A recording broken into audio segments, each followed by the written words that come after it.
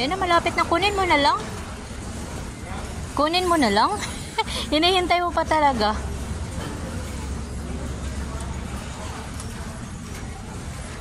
Ayan na, guys. Alright, there you go. Tama lang yung bagahe namin. Ayan. Yun sa kanya. Then, ito naman yung sa akin. Alright. Welcome back to Philippines.